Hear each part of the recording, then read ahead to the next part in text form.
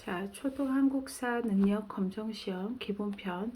우리 오늘 1강부터 시작해서 같이 나가볼 거예요. 요점 정리 나가볼게요. 선사시대에 대한 내용인데, 구석기는 우리가 약 70만 년 전 이렇게 생각하시면 돼요. 그리고 도구에서는 주먹도끼, 집게, 극게, 그리고 순배 찌르기 이렇게 알고 있어야 됩니다. 그리고 생활 모습에서는 주거는 어디예요? 동굴.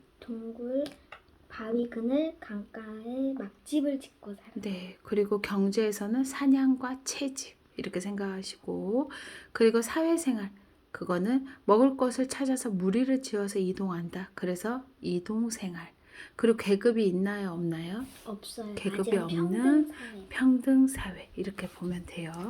그 다음에 신석기. 신석기는 기원전 8000년경. 그리고 돌을 갈아서 사용하기 좋게 만들어진 간석기. 그럼 돌보습, 돌갱이, 돌그물추, 갈판과 갈돌 이렇게 같이 가야 돼요. 빗살무늬 토기를 사용하고 가락받기하고 뼈바늘로 그물을 만들거나 옷을 지었다. 빗살무늬 토기 이렇게 진흙으로 빗은 후에 불을 구워서 만든 토기, 음식을 만들거나 식량을 보관을 한다. 가락받기, 식물의 줄기를 꼬아서 실을 만드는데 사용을 한다. 뼈바늘.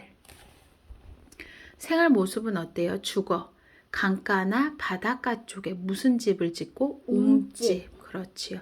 그리고 신석기 때부터 이제 농사를 짓기 시작합니다. 가축을 기르기 시작해요. 농경과 목축. 한 곳에 머무르는 정착 생활. 이게 정말 중요한 내용입니다. 아직까지도 계급이 없는 평등사회. 자, 선사시대에서는 우리가 지금 문제풀이를 우리가 같이 나가봤는데, 여기에서는 지금 제일 많이 나오는 것들로 보면 유물로 봐야 될 것 같아요. 일단 여기 공주 석장리로 연결을 하게 되면 구석기예요. 그러면 구석기에 관련된 주먹도끼를 찾을 줄 알아야 되고, 5번 봐볼게요. 5번에서는 신석기에 관련된 거 내용이 나오면 가락받기, 빗살무늬 토기 뭐 이런 것들 찾을 줄 알아야 합니다. 그 다음에 여기 틀렸던 것들이니까 한번 봐볼게요. 여기에서는 농경과 정착생활 이렇게 나왔으면 당연히 신석기. 그럼 신석기에 관련된 거 빗살무늬 토기로 가면 돼요. 자, 2강으로 바로 연결할게요. 고조선의 건국과 여러 나라의 성장입니다. 청동기 시대예요. 청동기 시대는 기원전 약 2000년경, 기원전 약 1500년경 시작. 자, 청동기. 계급의 무기나 장신구로 제사를 지낼 때 사용한다. 비파형 동검, 청동 거울, 청동 방울. 하지만 청동으로 농사를 짓나요? 아니에요. 여전히 돌과 나무로 만들어서 사용한다는 거 알고 있어야 돼요. 그리고 토기는 민무늬 토기. 생활 모습 봅시다. 여기서 중요한 내용은 똑같이 벼농사 시작되고 농경의 발달로 여기서 제일 중요한 거 생산량이 늘려서 잉여 생산물이 발생한다. 그래서 빈부격차가 발생한다. 권력을 갖고 재산이 많은 사람이 생긴다. 군장이 된다. 고인돌, 지배자의 무덤. 빈부격차가 생긴다는 거예요. 네. 최초의 국가 고조선. 이렇게 그러면 청동기로 연결합니다. 고조선의 건국 이야기하면 삼국유사예요. 우리가 많이 알고 있는 내용들. 거기에 대한 의미, 농사에 관련된 거 내용들 같이 가야 되고요. 자, 고조선의 성장으로 봐볼게요. 탁자식 고인돌, 비파형 동검, 미송리식 토기. 자, 민무늬 토기 중에서 옆에 손잡이가 있는 거 미송리식 토기. 이거 다 청동기예요. 자, 고조선에 관련된 거는 팔조법. 하지만 여기에서 지금은 세 개가 연결돼서 전해진다. 이거 내용도 알고 있죠? 이것도 이렇게 연결해서 같이 문제풀이 가기 전에 철기시대 같이 가볼게요. 자, 철기시대. 청동기에서 점차 의식 도구로 변했다. 세형동검, 자문이 거울에서. 철기시대는 철제 무기, 철제 농기구. 청동보다 훨씬 단단한 철을 이용해서 도구를 만들기 시작했다. 이거 생활 모습 알아야 돼요. 철로 만든 농기구의 사용으로 농업이 발달했다. 이제 농기구 사용합니다. 네. 그러면서 여러 나라 등장했고 여기에 관련된 명도전, 중국의 화폐로 중국과 교류했다. 이 그림 나와요. 그렇게 연결해서 같이 갑니다. 고조선 이후에 등장한 나라가 나와요. 부여, 고구려, 옥저, 동해, 사만. 이 지도를 잘 볼 줄 알아야 돼요. 부여부터 시작해서 부여, 고구려, 옥저, 동해, 사만. 부여, 고구려는 왕이 있고 옥저, 동해, 사만, 마얀, 진안, 변안. 그렇게 연결합니다. 부영고, 그래서 부여는 영고, 제천행사 12월. 그리고 사출도 통치. 자, 고구려 군사 동맹 10월 제천행사. 옥저 민며느리제. 장례는 가족 공동무덤. 자, 동해 생각하면 돼요. 그냥 동예지만 우리 바닷가에 있는 동해 생각하면 돼요. 동쪽에 해안에 자리 잡고 있다. 그래서 해산물이 풍부하다. 좀 비슷하죠.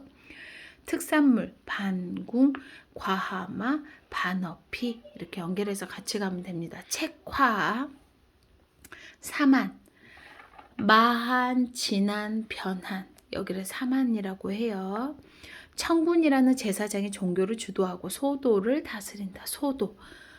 소도는 신성 지역이라고 해요. 여기에 아무리 죄인이 들어가도 누가 잡아가지 못하는 곳 이렇게 생각하면 돼요. 여기서 연결해서 가자 보면 뭐가 있을까? 자, 팔조법이 있고 한무의 공격으로 멸망했다. 이거 관련된 건 고조선 3번의 문제였어요. 우리 출제에서 50회 이상 되는 문제로 제가 봐볼게요. 학생들이 보는 거에서 마가, 우가, 저가, 구가 사출도 하면 부여, 영고라고 써있지요. 부영고. 그러면 당연히 가가 되겠네요. 그 다음에 8번으로 가볼게요. 8번. 여기는 제천 12월에 영고라는 제천. 그럼 부여로 연결하면 돼요. 그럼 부여에 관련된 거는 무슨 내용? 여러 가들이 합쳐져 있는 사출도. 그렇지요. 그대로 같이 가면 돼요. 11번 가볼게요. 틀려져 있네요. 여기 봐볼게요. 뭐의 사회와 경제네요. 여기에 있는 내용으로 보면 아까 나왔는데 특산물에 보면 반어피가 산출된다. 표본과 과하마. 여기는 바다, 동해라고 아까 말했어요. 그래서 거기에 관련된 내용으로 연결을 하면 여기 책화.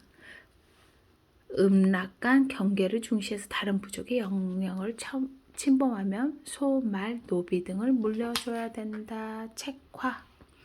연결해서 같이 가고 삼로. 그리고 여기 있죠. 삼로, 읍군, 삼로 등으로 불리는 군장이 부족을 다스린다. 아까 말한 대로 부여, 고구려는 왕이 있어요. 하지만 옥저, 동해, 사만은 왕이 없어요. 그래서 군장이 부족을 다스린다. 읍군이나 삼로라는 지배자가 있었다. 이렇게 연결하면 되겠네요. 자, 삼국과 가야로 연결해서 3강, 4강 나가 볼게요. 여기는 이제 중요하죠. 고구려 백제 신라예요. 자, 고구려에서는 제일 많이 나오는 거는 빨간 색깔로 표시가 되어 있어요. 하지만 표에서 제일 많이 봐야 되는 거 일단 법을 만든 사람, 불교를 공인한 사람, 율령을 반포한 사람, 태학을 설립한 사람, 소수림 왕. 고구려의 전성기 하면 광개토 대왕. 왜 그러냐? 한강 지역을 확장시켰다. 그리고 신라와 왕의 초청으로 왕의 외를 물리쳤다. 그걸 뭐를 보고 알 수 있냐? 호명 그릇. 왼쪽에 있어요. 신라 경주에서 이게 출토가 된 것, 발견이 됐다. 청동 그릇인데, 근데 그 밑에 바닥을 보니 광개토 대왕의 의미가 새겨져 있더라. 아, 신라와 고구려의 밀접한 관계를 엿볼 수 있구나. 호명 그릇. 이거 되게 생각보다 많이 나와요. 자, 그리고 광개토 대왕은 영락이라는 연호를 사용합니다. 광개토 대왕의 아들 장수왕. 장수왕은 백제를 공격해서 수도 한성을 빼앗고 한강 유역을 차지합니다. 백제가 수도를 옮겨가는 상황이 생기지요. 광개토 태양 능비 그리고 충주 고구려 비를 건립합니다. 옆에 비석이 있어요. 충주 고구려비는 2m밖에 아니에요. 우리 지금 아파트 지금 이 높이라고 생각하면 돼요. 하지만 그거의 3배, 6m. 광개토 태양 능비는 엄청난 큰 건물이라고 생각하면 돼요. 3층 높이 아파트라고 생각하면 돼요. 자기 아빠를 위해서 활발한 정보 활동을 기록했다라는 걸 알려주기 위한 비석이네요. 자, 고구려의 대외 항쟁도 중요합니다. 살수대첩 하면은 수나라 연결할 줄 알아야 되고 을지문덕 연결해야 돼요. 612년에. 그리고 안시성 싸움 하면 당나라. 그리고 누구? 응? 연계. 맞아요. 연개소문 이렇게 연결해서 같이 가야 합니다. 645년. 이게 고구려 관련된 거예요. 자, 백제 가봅니다. 백제의 건국은 온조, 위례성, 한강유역에 자리를 잡고 백제를 세웠다. 자, 백제에서는 근초 고왕 4세기 제일 먼저 전성기를 맞이했지요. 전성기를 맞이했다는 것은 한강 유역을 먼저 차지했다는 것과 같아요. 자, 근초고왕의 업적으로 보면은 고구려의 고국 원앙을 전사시킵니다. 죽였다는 얘기예요. 그래서 이거에 관련된 내용도 같이 잘 나와요. 그리고 무령왕, 우리 알지요? 무령왕은 지방에 22담로를 설치해서 왕족을 보내서 다스렸다. 이거 중요한 내용입니다. 중국의 남조의 양과 활발히 교류했다. 성왕은 어떤 내용이 중요하냐면 사비로 천도를 했고 나라 이름도 남부여로 고칩니다. 그리고 한강 유역을 되찾기 위해서 신라하고 연합을 하지요. 하지만 신라가 배신합니다. 그리고 한강 유역을 빼앗아 가지요. 이렇게 연결해서 백제는 멸망이 660년. 신라 가볼게요. 신라 우리가 얘기하면 박혁거세 경주 지역으로 해서 신라가 건국합니다. 그때만 해도 김씨가 왕위를 독수적으로 세습했네요. 그때는 마리간이라는 이름을 왕의 칭호로 썼대요. 자, 그러면 자 봐봅시다. 지증왕, 버풍왕, 진흥왕이 유명한데 지증왕은 왜 유명하냐? 왕이라는 칭호를 이제 쓰게 됐대요. 그리고 우리가 알고 있는 울릉도하고 독도 그거를 이사부를 보내서 우리가 그걸 잡게 된 거고 그리고 나라 이름도 신라라고 지었대요. 그러면 지증왕도 중요하겠지요. 자, 버풍왕, 율령 반포했다는 얘기예요. 이차돈, 우유 거품 알지요? 불교를 공인했다는 얘기가 나옵니다. 자, 진흥왕, 화랑도를 국가적인 조직으로 만들어서 인재를 길러냈다. 황룡사, 지금은 터만 있는 선덕여왕 때 만들어진 경주의 황룡사 9층 목탑. 대가야를 정복하고 북한산, 순수비, 창녕, 척경비 여기 있는 것들 여러 개 4개를 세웠다. 이거 진흥왕도 같이 나옵니다. 옆에 그림 북한산, 순수비 이런 것들 볼 줄 알아야 돼요. 가야 나가볼게요. 가야는 철기 문화를 기반으로 성장했다. 김수로왕, 낙동강 하류 이렇게 연결해서 같이 가면 돼요. 신라와 백제의 끊임없는 간섭과 압력 속에서도 두 나라와 경쟁할 만한 중앙 집권 국가로는 성장하지 못했다. 이해가 가지요. 여기 연결해서 문제 한번 같이 가볼게요. 많이 나오는 것들로 같이 가보면 50회 이상으로 되는 걸로 풀어볼게요. 9번 풀어볼게요. 사건의 연대수는 많이 나와요. 지금 딱 이걸 봤을 때 당나라 연결해서 안시성 전투가 나옵니다. 안시성 전투는 연도식을 알아야 돼요. 우리가 여기서 나옵니다. 645년. 그렇게 알면 바로 답을 라라는 거를 알 수가 있어요. 자, 11번으로 가볼게요. 사비로 도읍을 옮겼대. 남부여로 국호를 바꿨대. 한라와 연합해서 한강 유역 지역을 차지했다. 누구예요? 성왕. 그렇지요. 그렇게 연결하면 돼요. 그 다음에 13번 가볼게요. 국호를 신라라고 확정을 지었다. 그리고 왕이라는 이름을 사용했다. 아까 제가 얘기를 했어요. 이 사람이 왜 중요하냐. 그래서 지증왕. 나라 이름을 사로에서 신라로 바꾸고 왕을 칭호하고 이사부를 보내서 울릉도와 독도를 차지했다. 연결해서 같이 갑니다. 성왕, 지증왕 연결해서 같이 가고 그 다음에 문제로 한번 보면 19번 있겠네요. 19번. 19번의 내용을 봐볼게요. 여기서 찾아봅시다. 김수로 왕. 그렇죠. 김수로 왕이 건국을 했다. 그럼 뭐예요? 가야. 가야에 관련된 내용으로 설명으로 옳은 거를 찾아보래요. 철. 그렇지요. 철이 많이 생산되어서 낙랑과 외에 수출했다. 중요한 내용이에요. 그대로 연결해서 4강 연결합니다. 삼국과 가야의 사회와 문화입니다. 자, 귀족 평민 노비로 연결되어 있지만 귀족 회의를 합니다. 고구려는 제가회의, 백제는 정사암회의, 신라는 화백회의입니다.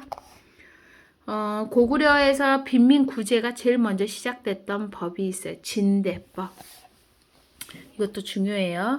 빈민구제를 위해서 진대법을 실시했다라고 되어 있네요.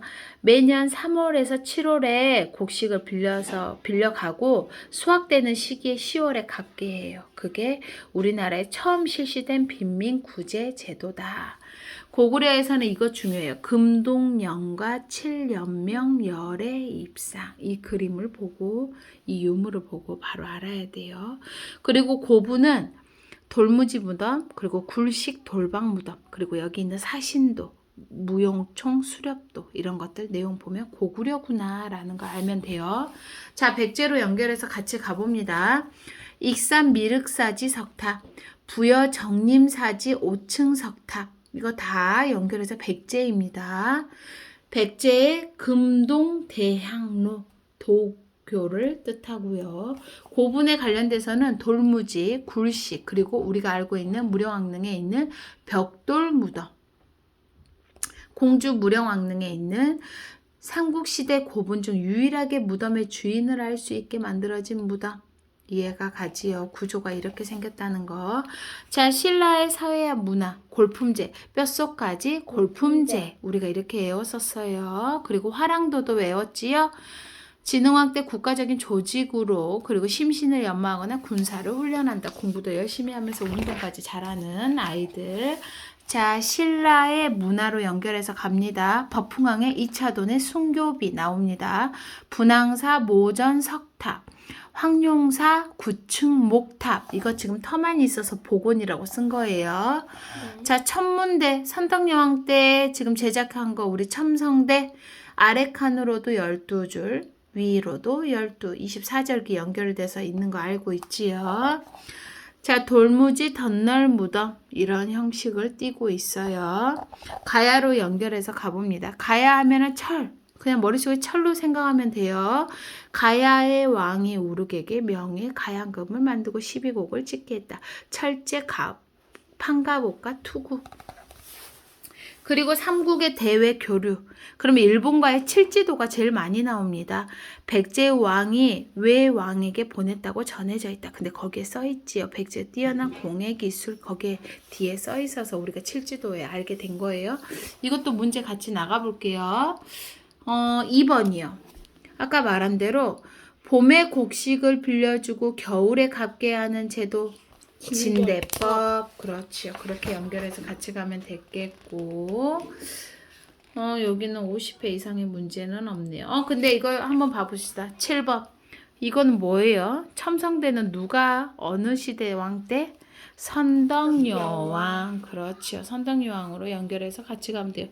9번도 가볼게요. 9번 김수로 하면은 낙랑 외압 무역의 꽃 철. 그러면 철제 판가 못. 그래서 1번으로 연결해서 같이 가면 되겠네요.